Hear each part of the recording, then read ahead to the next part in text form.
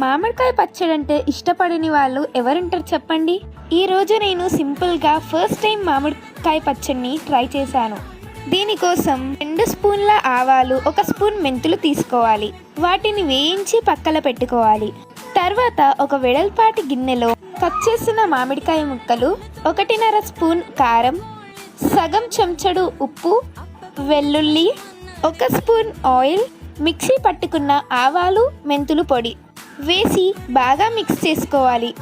తర్వాత పోపు గిన్నెలో నూనె, ఆవాలు, జీలకర్ర, వెల్లుల్లి, ఎండుమిర్చి, కరివేపాకు వేసి పోపు పెట్టుకోవాలి.